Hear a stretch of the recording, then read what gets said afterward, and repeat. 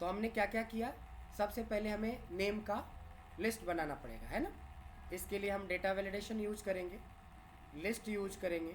List में क्या करेंगे, सारे नाम सेलेक्ट कर लेंगे और ओके कर लेंगे। इससे क्या होगा कि कोई भी लिस्ट में से नाम हम चूज कर सकते हैं। लेकिन मेरा क्वेश्चन है कि जिस बंदे का नाम मैं लूँ उस बंदे की टोटल सेल्स हमें दिखाए। एक होता है डायरेक्ट कि सम ऑफ विवान करोगे तो देखो आंसर तो आ जाएगा, लेकिन अगर यहाँ से बदलेंगे तो डायनेमिक नहीं होगा। फिर आप सोचोगे कि सम ऑफ विवान या शिवांश ही तो लिखना है, फिर भी नहीं आएगा। यहाँ पे हम इनडायरेक्टली अपने प्रीवियस डेटा नेम मैनेजर वाले बैकएंड डेटा को पुल कर सकते हैं ना। तो सम तो करेंगे या एवरेज मिनिमम मैक्सिमम कोई भी फंक्शन पे यूज हो सकता है। इनडायरेक्ट क्या करेंगे, इनडायरेक्ट ये वाला। तो इससे क्या हो गया, ये डायनेमिक हो गया। ये डैशबोर्ड टाइप्स बनाने से कि मेरे 10 एम्प्लॉय हैं, उसकी टोटल सेल्स निकालना है, मिनिमम सेल्स निकालना है, प्रोडक्ट वाइज सेल्स निकालना है, कंट्री वाइज सेल्स निकालना है, डेज वाइज, मंथ वाइज, इस तरह के डैशबोर्ड्स बनाने में आपको काम आएगा। समझ में आया। अब जैसे एक क्वेश्चन और मैं इसी में दे देता हूं, अगर किसी दिन की सेल 5 लाख के ऊपर जाती है तो ये वाली सेल ग्रीन हो जाए, और 5 लाख से कम है तो वैसे ही रहे, जैसे वाइट है वैसे ही रहे। अब ये वाला सिचुएशन है, आप बताइए कि क्या करेंगे। क्वेश्चन समझ में आया कि जैसे अगर मैं देखो संडे कर रहा हूँ तो ये 5 लाख के ऊपर जा रहा है तो ऑटोमेटिकली ये सेल ग्रीन हो जाए, और जैसे मैं देखो मंडे कर रहा हूँ तो कम हो गया 5 लाख तो वाइट हो जाए। Very good. कैसे, पहले तो हम सेल सेलेक्ट करेंगे जिसपे कंडीशन लगाना है, फिर होम टैब पे जाएंगे, कंडीशनर फॉर्मेटिंग लगाएंगे, न्यू रूल पे जाएंगे, बहुत बढ़िया, equals to this cell greater than equal to 5 lakhs। अच्छा, ईमानदारी नाम का भी कोई चीज़ होता है ना, ईमानदारी नाम का कोई चीज़ होता है, हाँ या ना, होता है। सच सच बताना किसके किसके दिमाग में ये आंसर आया था सेम टू सेम, किसके किसके दिमाग में सेम टू सेम आंसर आया था जो इन्होंने बोला। अभी नहीं बोलूँगा ये गलत है या सही है, सेम टू सेम आंसर किसके किसके दिमाग में आया, 2 लोगों के। कितने लोगों के दिमाग में ये वाला आंसर नहीं आया मेरे क्वेश्चन करने पे, वो भी ईमानदारी से हाथ उठाइए, बेइज्जत नहीं करूँगा, हाथ उठाओ। 1 2 3 4 5, काफ़ी लोग हैं। तो इसका मतलब है कि आप लोगों को कंडीशनल फॉर्मेटिंग का भी रिवीजन करना है। ऐसा नहीं कि वी लुकअप पूछा तो वी लुकअप का ही करना है। कंडीशनल फॉर्मेटिंग का सबसे छोटा क्वेश्चन हमने पूछा है और इन्होंने बिल्कुल सही जवाब दिया, बिल्कुल सही जवाब दिया, 100% करेक्ट जवाब दिया। क्लैपिंग होनी चाहिए इनके नाम। जैसे मैं यहाँ से देखो चेंज करता हूँ संडे, संडे होते ही क्या हुआ, जैसे हमने एक टारगेट फिक्स कर दिया कि कोई बंदा 5 लाख की सेल कर दे तो ग्रीन कर देना, तो कर तो दिया। पता भी चल गया कि संडे हमारा टारगेट पूरा हुआ, मंडे नहीं हुआ, ट्यूसडे भी नहीं हुआ, वेंसडे भी नहीं हुआ, थर्सडे भी नहीं हुआ, फ्राइडे भी, हाँ फ्राइडे हुआ है, और एक सैटरडे नहीं हुआ। मतलब सप्ताह में 2 दिन हमारे टारगेट पूरे हुए, बाकी दिन नहीं हुआ। ऐसा कुछ लॉजिकली हमें एक डैशबोर्ड बनाना रहेगा, तो कंडीशनल फॉर्मेटिंग की भी ज़रूरत पड़ेगी। आने वाले टाइम में जो हम लोग अगले वीक में डैशबोर्ड शुरू करेंगे, तो डैशबोर्ड के टाइम में आपको कंडीशनल फॉर्मेटिंग पूरे अच्छे से आना चाहिए, डेटा वैलिडेशन अच्छे से आना चाहिए, इंडेक्स मैच वी लुकअप सब अच्छे से आना चाहिए, है ना, काउंट इफ सम इफ सब अच्छे से आना चाहिए, बेसिक फंक्शंस अच्छे से आना चाहिए,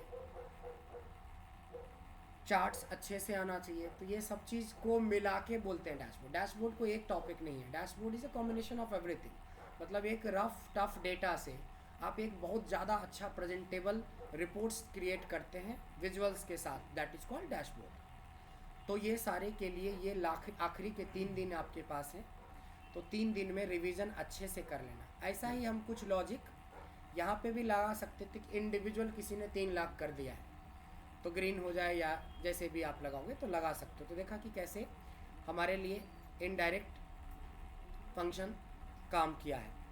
ठीक है, अब आते हैं, सेम डेटा है, सेम डेटा है और सेम क्वेश्चन भी है। सेम डेटा है और सेम क्वेश्चन भी है। ठीक है, सेम डेटा है, सेम क्वेश्चन है। कह रहा है कि हमने डेटा वैलिडेशन बना रखा है, अगर जैसे ही मैं जिस बंदे का नाम सेलेक्ट करूं उस बंदे का टोटल सेल्स यहाँ पे दे दे, एकदम क्वेश्चन भी सेम है, जिस दिन को सेलेक्ट कर लूँ उसका टोटल सेल्स दे दे, बट हमें इनडायरेक्ट फंक्शन या नेम मैनेजर का यूज नहीं करना है, तब आप इस काम को कर सकते हो ऑफसेट से। ऑफसेट एक बड़ा टॉपिक है, यानी बड़ा फंक्शन है, इससे बहुत कुछ कर सकते हैं, बट थोड़ा सा समझ लीजिए कि ऑफसेट कैसे काम करता है। ठीक है, ऑफसेट कैसे काम करता है, तब फिर हम इस क्वेश्चन का सोल्यूशन ढूंढेंगे। ऑफसेट का मतलब होता है डेटा को सेलेक्ट करना। ऑफसेट का क्या मतलब होता है? डेटा को सेलेक्ट करना। बस डेटा सेलेक्ट होगा तो सिलेक्शन से पहले जो लगा दोगे वही हो जाएगा। अब सिलेक्शन से पहले सम लगा दिया तो सिलेक्टेड डेटा का सम हो जाएगा। डेटा सेलेक्ट से पहले मिन लगा दिया तो सिलेक्टेड डेटा का मिन हो गया।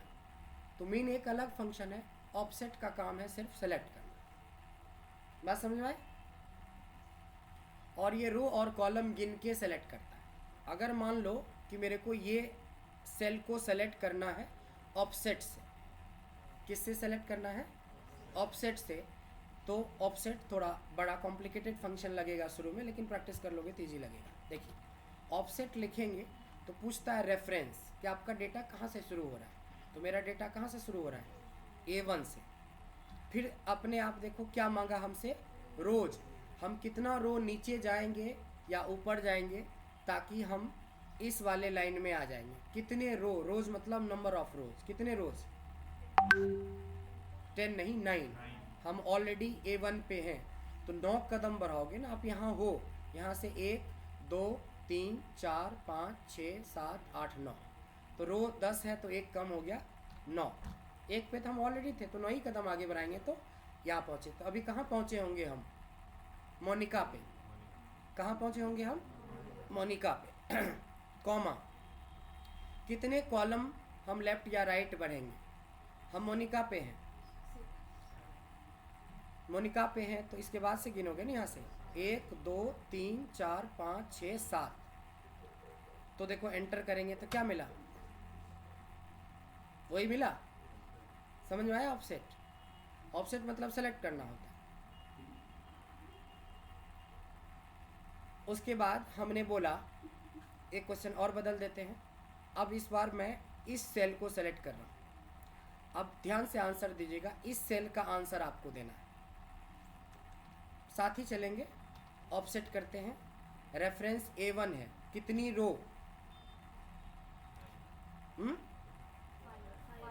5।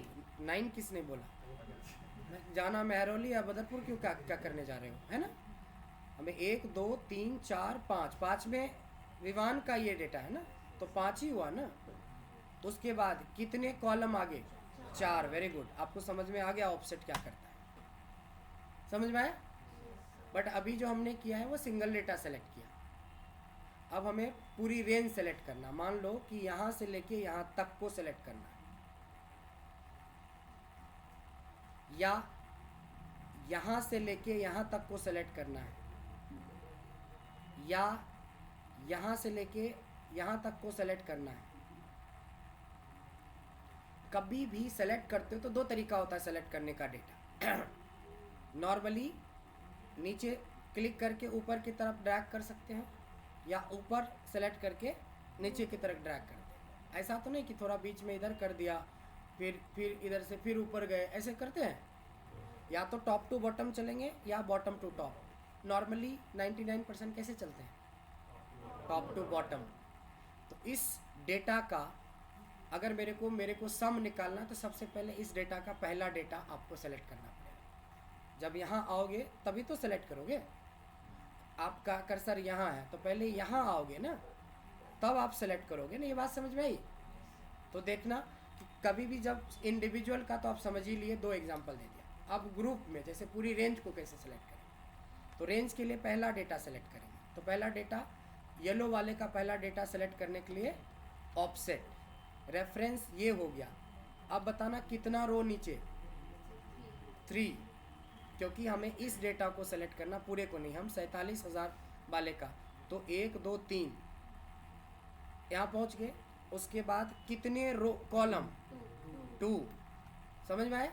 इसका मतलब है कि ब्रैकेट क्लोज करके एंटर करोगे तो क्या देगा, उस रेंज का पहला डेटा। अब उसके बाद बहुत आसान है, लेकिन फिर एक कॉमा डालेंगे तो बोलेगा कि आपके डेटा की हाइट कितनी है। हाइट कितनी है येलो वाले डेटा की, 4। हाइट मतलब हुआ कि कितने रोज में आपके डेटा है। हाइट मतलब कितनी रोज में डेटा है, कितने रोज में डेटा है, 4। फिर पूछता है विथ कितनी, विथ मतलब कॉलम, कितने कॉलम, एक ही कॉलम में डेटा है, 1। एंटर करके देखो सारा डेटा मिल गया। जब सारा डेटा मिल गया तो इसके आगे लगा दो जो लगाना है। सारे डेटा का सम करना है तो सम लगा दो, मिन करना है तो मिन लगा दो। बट यही सोचोगे सर इतना तिकरमबाजी करने से अच्छा इक्वल टू लगाओ और सम लगाओ और उठा लो। नहीं, ये समझदार वाला काम ये हुआ ना।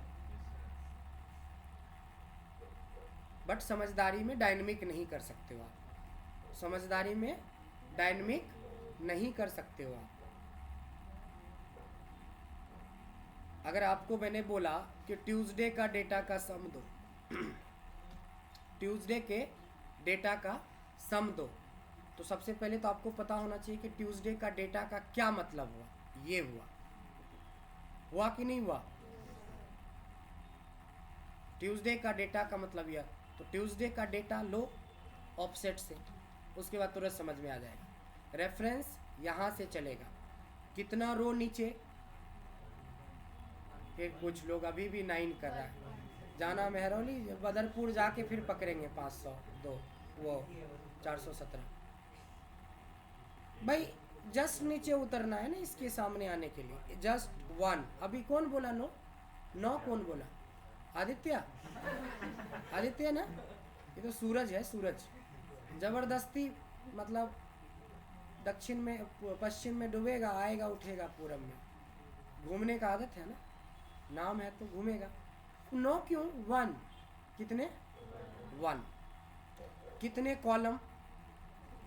3। बहुत समझदार है। यहाँ पे ऑफ करके देख लेते हैं पहले कि हम वहाँ पे पहुँचे कि नहीं पहुँचे। बिल्कुल सही पहुँचे। अब इसकी हाइट कितनी है? बिल्कुल सही जवाब, 9 हाइट है इसकी। यहाँ से गिन भी लो, गिनने में तकलीफ है तो 10 टोटल है, एक हेडिंग है तो कम हो गया ना, 9 हो गया। विथ कितनी है? 1। तो पूरा डेटा मिल गया। पूरा डेटा मिल गया तो इसके आगे क्या कर देंगे? सम। बट अभी भी डायनेमिक थोड़ी ना हुआ, अभी भी डायनेमिक थोड़ी ना हुआ।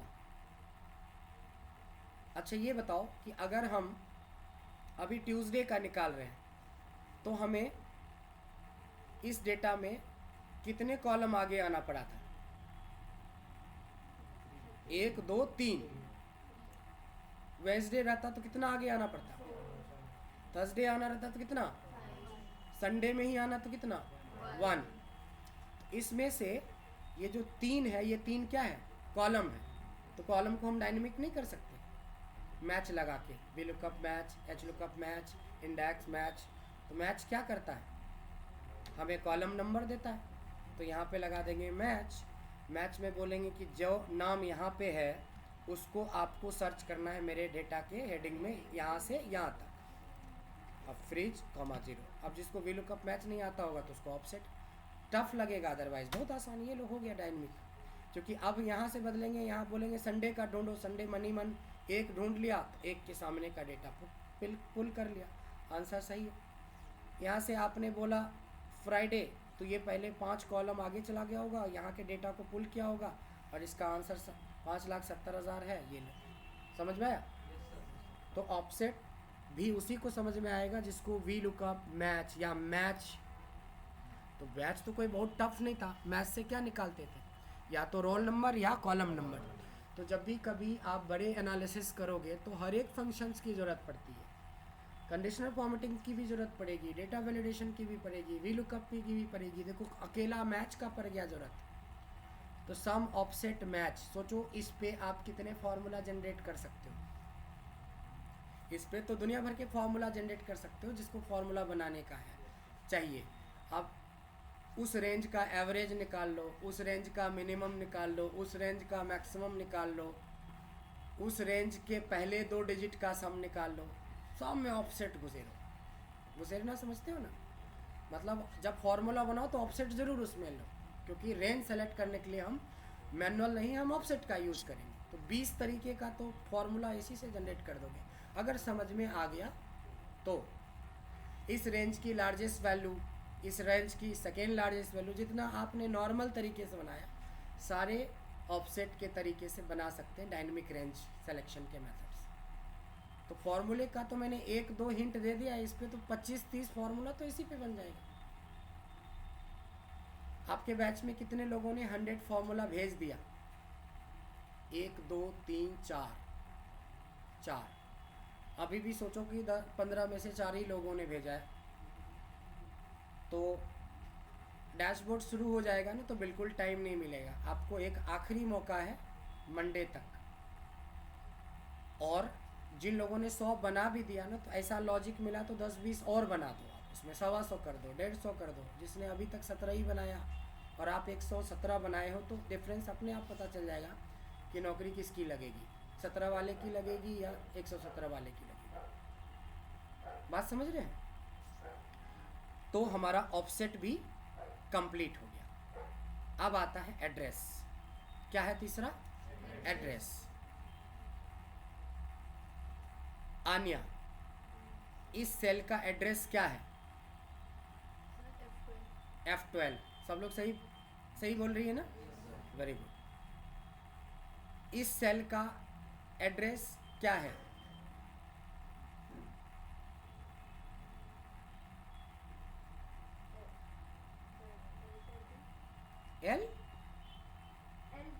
L3 है। वेरी गुड, ठीक है, सब लोग सही है, ठीक है, इसी को एड्रेस बोलते हैं। लेकिन अब मैं कुछ कलाकारी करूंगा, ठीक है? क्या नाम है? कार्तिक, इस सेल का एड्रेस बताइए। बढ़िया लोग से बढ़िया क्वेश्चन और हल्के लोग से हल्का क्वेश्चन। समझ में आया? अब तो हमारे पास एड्रेस है ही नहीं, क्योंकि रो नहीं है, कॉलम नहीं है कि किस रो में किस कॉलम में, तो कैसे बताऊं कि एल पाई? वो कोना दिखाता था नेम बॉक्स, वो भी हाइड कर दिया। ये जो ABCD दिखाता था वो भी हाइड कर दिया। जब आपको इंटरव्यू में या कोई ऐसा सिचुएशन आए कि ये चीज़ें शो नहीं कर रहा है और पूछ देगा कि इस सेल का एड्रेस चाहिए, तो लगा दो एड्रेस। एड्रेस को चाहिए रो नंबर, ये भी तो गिनना मुश्किल है, तो क्या उपाय?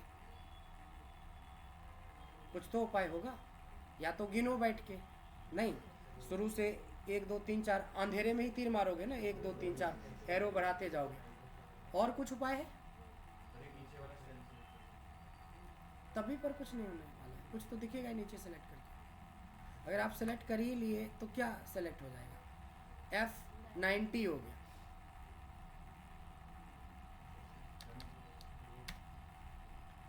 रो फंक्शन विदाउट रेफरेंस, जिस सेल में होते हैं उसका रो नंबर नहीं पता चलता है, बता तो रहा है कि रो नंबर चाहिए, तो रो without reference.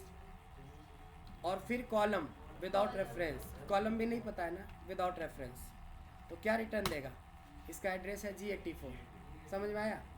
Address is a combination of row and column, and if you want to find this type of like cell, तो आपको विदाउट रेफरेंस रो और कॉलम पहले ही दिन पढ़ाया था।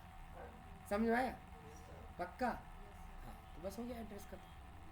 अब इसको ऑन कर दो। कहाँ से ऑफ किया था? व्यू में जाके देखो, एक फॉर्मूला बार होता है जिसपे ये दिखाता था, और हेडिंग होता है जिसमें ABCD या रोज और कॉलम्स की ये हेडिंग्स दिखाता है। तो हमारा क्लियर भी हो गया एड्रेस। अब आता है हमारा सम प्रोडक्ट। क्या आता है? Some product. Some product. Some product में अलग अलग सोचोगे तो दो फंक्शन है, एक सम है और दूसरा प्रोडक्ट है। सिचुएशन क्या है कि मेरे पास एक डेटा है जिसमें ये जो है ना, इसका नाम है यूनिट प्राइस। क्या नाम है? Unit price. यहाँ पे एक डेटा है प्रोडक्ट का। यूनिट प्राइस का मतलब होता है कि एक पीस का कीमत, और हमारी क्वांटिटी है कि कितनी क्वांटिटी चाहिए, ये है ये, इसकी इतनी इतनी क्वांटिटी चाहिए। बहुत आसान क्वेश्चन पूछ रहा हूँ, जवाब दीजिएगा। डेटा पहले सबको समझ में आ गया तो? सबको समझ में आ गया? आप बताओ इसका आंसर। बहुत आसान क्वेश्चन पूछ रहा हूँ, मतलब इससे आसान क्वेश्चन नहीं हो सकता है एक्सेल ख़त्म होने के बाद। कि एप्पल के एक पीस का कीमत 46,925 रुपये है, 46,926। इसकी 12 चाहिए। LG की इतनी है, इसकी 11 चाहिए। सैमसंग की 31,000 कुछ का, इसकी 11 चाहिए। तो टोटल हमारा एक्सपेंस कितना आएगा? टोटल एक्सपेंस निकालना है कि ये अगर सारे पीस, टोटल कितने मोबाइल की ज़रूरत पड़ेगी? 107 पीस। और ये इंडिविजुअल का प्राइस है, तो ये 107 पीस के लिए हमें कितने लाख रुपए की ज़रूरत पड़ेगी एज पर डेटा? कैसे बनाओगे? इससे आसान क्वेश्चन नहीं हो सकता एक्सेल में। अगर आप 10,000 की भी नौकरी के लिए जाओगे तो इतना तो आपको एक्सेल आना ही चाहिए। कैसे सम? किसका सम?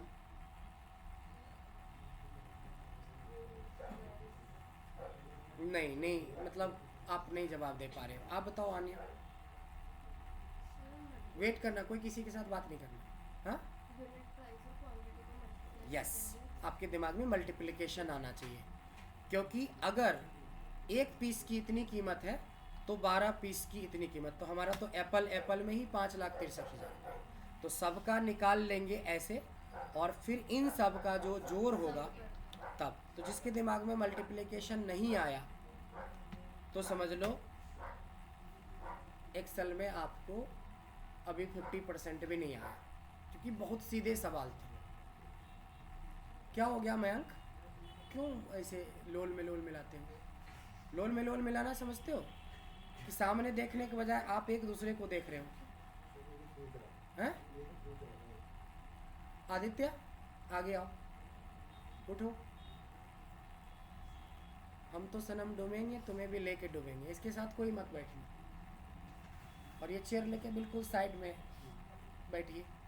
अब ऐसा नहीं कि इनको डिस्टर्ब करना। आप डिस्टर्बिंग एलिमेंट तो हो, इतना तो रिकॉर्डिंग मोड में बता रहा हूँ। समझ रहे हो? जब हम इतने सीरियस नोट पे बात कर रहे हैं उसके बावजूद भी आप एक दूसरे के फेस देख रहे हो। बात समझ में आई कि कैसे निकला? इसके लिए हमें दो फंक्शन की ज़रूरत पड़ी, एक मल्टीप्लिकेशन की और एक सम की। तो सम प्रोडक्ट में दो फंक्शन है। तो इतना सारा काम करने के बजाय हम डायरेक्ट सम प्रोडक्ट से ऐसे क्वेश्चन का आंसर कर सकते हैं। सम प्रोडक्ट लिखेंगे, एरे 1 मतलब पहला डेटा, और एरे 2 मतलब दूसरा डेटा। यही था ना मेन? बस हो गया, एंटर। सेम आंसर आया। एक तो होता है कि आप ब्रेक मोड में कर सकते हो, और अगर आपको सम प्रोडक्ट आता है तो एक ही बार में निकाल दो। ऐसे बहुत सारे एग्जाम्पल और रूल्स सम प्रोडक्ट पे बनते हैं, but this is the simplest way to understand कि व्हाट इज सम प्रोडक्ट। समझ में आए? क्लियर है? तो हमारा सम प्रोडक्ट भी क्लियर हो गया। अब देखो, हमने पढ़ा था नेस्टेड इफ। नेस्टेड इफ क्या होता था?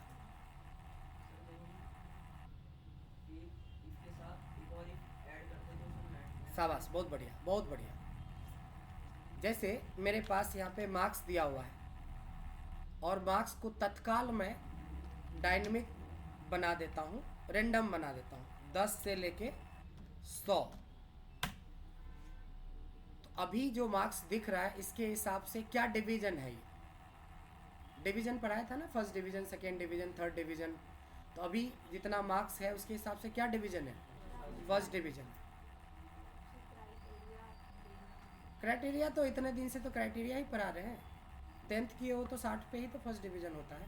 डिवीज़न के लिए कोई क्राइटेरिया नहीं, यही है डिवीज़न। 60 पे फर्स्ट डिवीज़न, 45 पे सेकेंड डिवीज़न, 33 पे पास और 33 से नीचे फेल। एक बार हमने दोबारा किया, अब क्या हो गया? फेल। क्या इस वैल्यू से हम नेस्टेड इफ से इसको 4 डिवीज़न में कन्वर्ट कर सकते हैं? कर सकते हैं ना? कौन कर सकता है? आप लोगों में से कौन कौन कर सकता है? तो बड़ा आश्चर्य लगता है कि 2 ही 3 हाथ उठता है जब क्वेश्चन करते हैं। तो आन्या, क्या हो गया बाबू? कुछ नहीं? तो क्यों नहीं पढ़ाई करते? तो करो। पीछे क्या नाम है आपका? जसमीत? जसन। अपना दिखाओ टसन। बनाओ डिवीजन। जब पढ़ते समय बोलते हैं कि वीडियो देख लेना, प्रैक्टिस कर लेना। हेरू, आप बताओ। नहीं? आओ आगे आओ, उठ के आगे आइए। आप पीछे जाओ, थोड़ी देर के लिए जाओ पीछे। हाँ,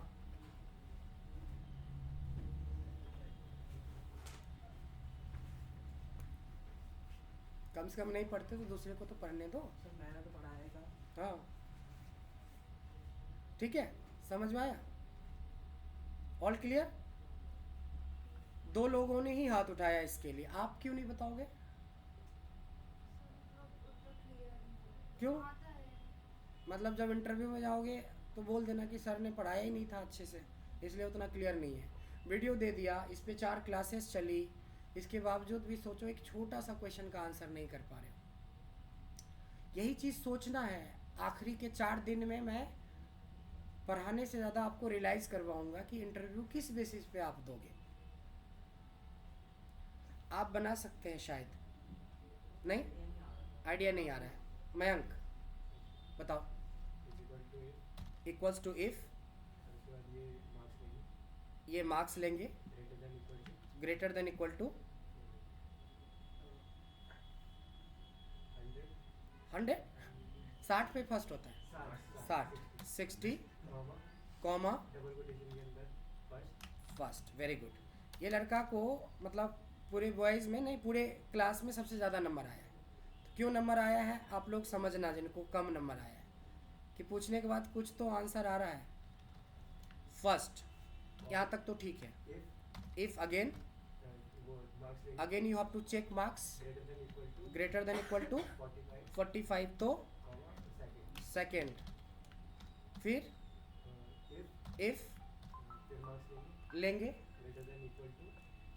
greater than equal to 33 comma pass else fail. अब सबको याद आ गया? इतना छोटा क्वेश्चन भी सोचो नहीं बना पाते, इस पे 20-20 क्वेश्चन बनवाए हैं क्लास में, वीडियो में कम से कम 10 से ज़्यादा एग्जाम्पल दिए। तो खुद अब समझ जाओ कि आपके पास कंटेंट पूरे हैं, वीडियो है, नोट्स है, सीट्स है, लेकिन आप टाइम तो खुद ही दोगे ना। टाइम उसके लिए, प्रैक्टिस के लिए टाइम मैं नहीं दूंगा। इनके लिए क्लैपिंग होनी चाहिए, और कुछ लोग क्लैपिंग ही बजाना खाली। जवाब तो देना है नहीं। नहीं, 2 ही लोग को आता था, एक तीसरा, 3 लोगों, ये देखो बदल रहा है। तो जो काम हम लोग इफ से किए हैं, नेस्टेड इफ से, वही एक नया फंक्शन आया है इफ्स। तो जो काम हमने नेस्टेड इफ से बनाया, इफ के अंदर इफ, बहुत सारे इफ लगाना पड़ा, उसके बजाय एक इफ्स लगाओ और सारा काम हो जाएगा। क्या? सबसे पहले इफ्स लगाएंगे। Logical test 1 greater than equal to 60 तो क्या हो? फर्स्ट हो। फिर कॉमा, फिर से इसी को सेलेक्ट करेंगे, ग्रेटर देन इक्वल टू क्या हो? 45 तो इफ नहीं आएगा, तो सेकेंड। फिर same, greater than equal to 33 तो जस्ट पास। फिर A2 greater than equal to 0 मतलब 0 से लेके 32 तक हो गया ना। तो इसका भी बता दो। फिर देखा इसको कैसे लगाते हैं, एक ही इफ है तो double inverted comma double bracket लगाने की जरूरत नहीं है, सिंगल ब्रैकेट लगाओ, एंटर करो। तो ये है इफ्स। इफ्स एक नया फंक्शन है, नया मीन्स ऑफिस 365 में है, शुरू से ही है, लेकिन अगर आप प्रैक्टिस करोगे तभी तो। पहले एक मेथड था, अब दूसरा मेथड। अब जैसे मान लो कि आपके पास एक बाइक है हीरो होंडा की, लेकिन आपको चलाने ही नहीं आता है और ज़बरदस्ती जिद कर रहे हो कि वो चाहिए, बुलेट चाहिए 650 सीसी, क्या फ़ायदा है? पहले से भी हीरो होंडा रखा हुआ था, अब बुलेट्स भी रखा रहेगा। पहले चलाना तो सीखो। यानी जो फंक्शंस आपको मिले हैं उसकी प्रैक्टिस अच्छी वाली होनी चाहिए ताकि इंटरव्यू के टाइम में निकल पाए। तो ओवरऑल देख रहे हो कि 15 लोगों में से 1 2 3 लोग ही आंसर करते हैं। लगातार आंसर करने वाले वही लोग हैं जिनका मार्क्स 70 से ऊपर आया। तो इफ्स भी खत्म। अब आता है sorting, filter and we stack. Sort और फिल्टर पढ़े हो, क्या होता है? सॉर्ट और फिल्टर में फ़र्क ये था कि सॉर्ट आप अपने डेटा को अपने रिक्वायरमेंट के हिसाब से अरेंज कर सकते हैं, जबकि फिल्टर क्या था कि जितनी ज़रूरत है उसके हिसाब से हम डेटा पुल कर सकते हैं, उतना ही डेटा हमें देख सकते हैं या उसको कॉपी करके फिर दूसरी जगह पे ले जा सकते हैं रिपोर्ट्स में। ये था ना। तो सॉर्ट और फिल्टर पहले टैब का ऑप्शन था, बट ये दोनों फंक्शंस भी आ गया। फंक्शंस आने से चीज़ें और डायनेमिक हो गई और ज़्यादा आपको आसान लगेगा। ठीक है, तो एक एग्जांपल देखते हैं हम लोग सॉर्टिंग फिल्टर के ऊपर, और उसी दोनों में हमारा काम आएगा वी स्टैक भी। ठीक है, तो एक डेटा में पहले निकालता हूँ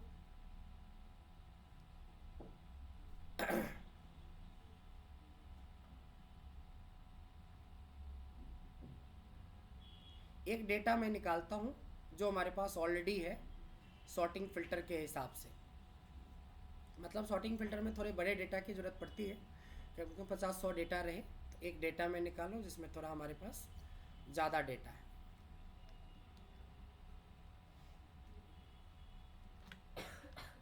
अच्छा, 500 डेटा है।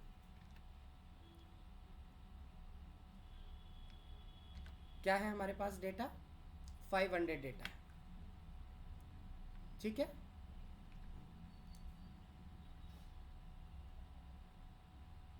डेटा समझ लो कि क्या क्या है। डेटा अभी जो अरेंज है, कार्तिक थोड़ा बताएंगे कि किस बेसिस पे ये अरेंज है? प्राइस के बेस पे, कलर के बेस पे, प्रोडक्ट के बेस पे, या सीरियल नंबर के बेस पे, या मंथ के बेस पे? किस base? Serial number wise, week day और वीक मंथ के बेस पे नहीं है। मंथ के बेस पे रहता तो सारा जनवरी एक साथ होता, सारा फरवरी एक साथ होता, सारे संडे एक साथ होते, सारे नाम एक साथ होते। नहीं, किसके बेस पे है अरेंज डेटा? सीरियल नंबर के बेस पे। मैं थोड़ा डिस्टर्ब कर देता हूँ इस डेटा को। डिस्टर्ब करना मतलब नॉर्मल पहले वाले मेथड से कि हमने सॉर्ट कर दिया डेटा को, मान लो थोड़ी देर के लिए, प्रोडक्ट के बेस पे या मंथ के बेस पे। अब डिस्टर्ब हो गया। अब डेटा किसके बेस पे अरेंज है? मंथ के बेस पे। अब यहाँ पे थोड़ा ध्यान देना। अब मैं लगा रहा हूँ सॉर्ट। क्या लगा रहा हूँ? सॉर्ट। सॉर्ट मतलब होता है कि सॉर्ट में एरे मांगता है, तो एरे क्या कर देंगे हम? पूरा सेलेक्ट कर लेंगे, फ्रिज भी कर देंगे, comma, sort index. Sort index का मतलब होता है, देखो लेकिन सॉर्ट इंडेक्स ऑप्शनल है, देखा आपने, बड़ी ब्रैकेट के अंदर है, तो समझ रहे हो ना। छोड़ देते हैं, कुछ नहीं करते हैं, चलो कुछ नहीं करते, एंटर करते हैं। कुछ देखा आपने? डेटा अरेंज कर दिया। कुछ नहीं बताओगे ना तो पहले कॉलम के हिसाब से कर देगा, कुछ अगर नहीं बताओगे तो पहले कॉलम के हिसाब से कर देगा। फिर देखो कॉमा लगा के बोलते कि नहीं जी पहले कॉलम के हिसाब से मत दो, तुम मेरे को प्राइस के हिसाब से दो। तो प्राइस कितने नंबर कॉलम पे है? 1 2 3 4 5 6 7 8। हमने बोला 8, देखा आपने? इधर देखो, इधर दिखेगा, देखा आपने, सबसे ज़्यादा नहीं, सबसे कम, फिर कम कम कम कम कम, दिख रहा है, बढ़ते जा रहा है, डेटा शॉर्ट हो रहा है। एक प्रॉब्लम होती है इसमें कि डेटा शॉर्ट तो हो जाता है बट इसकी हेडिंग चली जाती है, हेडिंग चली जाती है। तब आप वी तब इस जब ये सॉर्टिंग इतना ही है, सॉर्ट मतलब डेटा को अरेंज करना, कॉलम नंबर बताते जाना कि किसके बेस पे, तो बहुत डायनेमिक हो गया ना ये, इतना डायनेमिक हो गया कि यहाँ पे मान लो कॉलम नंबर लिख दो और यहाँ पे जो 8 लिखे हो ना, इसको 8 को हटा के यहाँ से सेल से सेलेक्ट कर दो, तो जैसे ही बोलोगे 1 तो इसके हिसाब से हो गया, 2 तो डेज के हिसाब से हो गया, 3 तो मंथ के हिसाब से हो गया, 4 नहीं हो गया डायनेमिक। इतना आसान थोड़ी था सॉर्टिंग जो नॉर्मल मेथड से करना। तो जब भी कोई फॉर्मूला आता है तो कुछ नया लेके आता है, तो पहले तो उधर से पता हो बट ये भी पता होना चाहिए।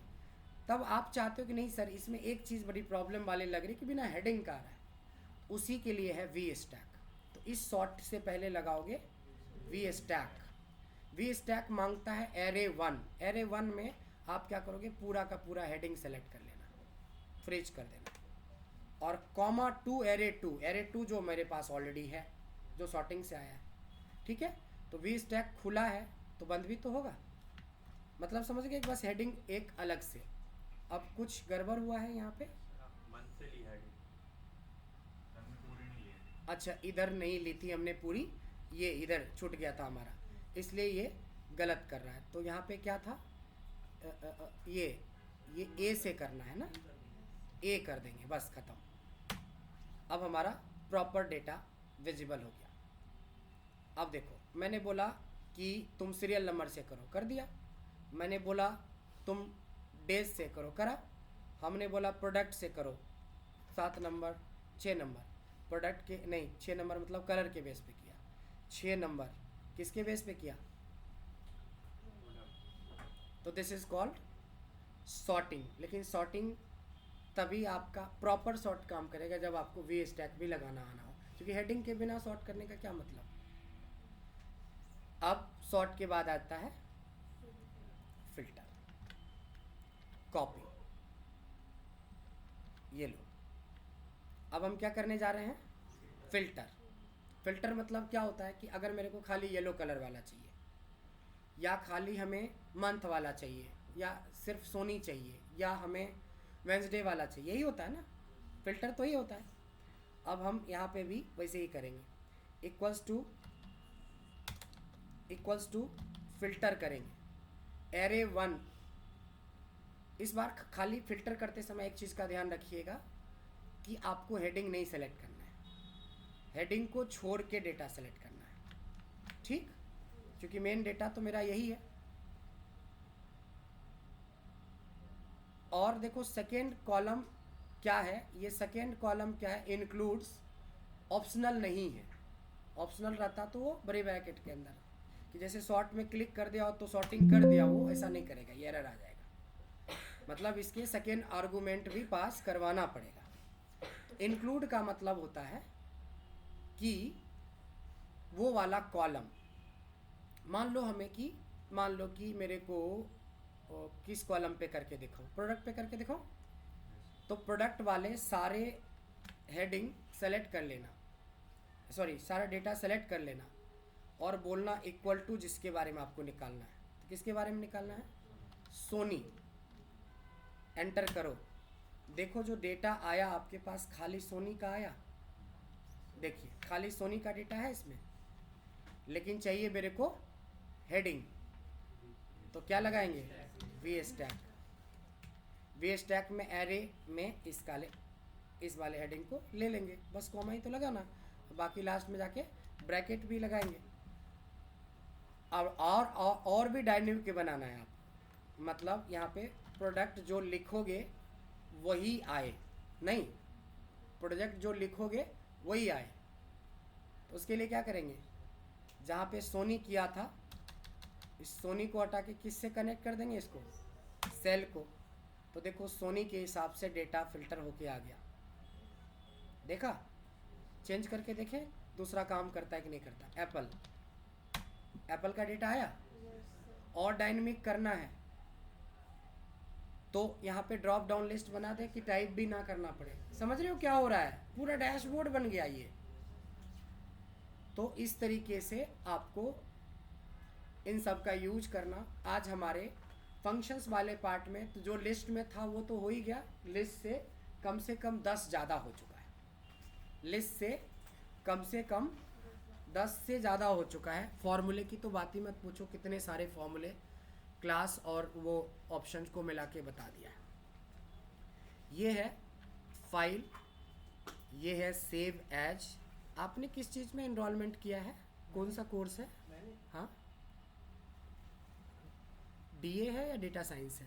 डेटा एनालिटिक्स डीए शायद, मतलब अभी कंफर्म नहीं है। डीए है ना, थोड़ा सा टाइम निकालो पढ़ने के लिए, है ना। देखो लास्ट, इसका नाम लिखता हूँ last session function and formula.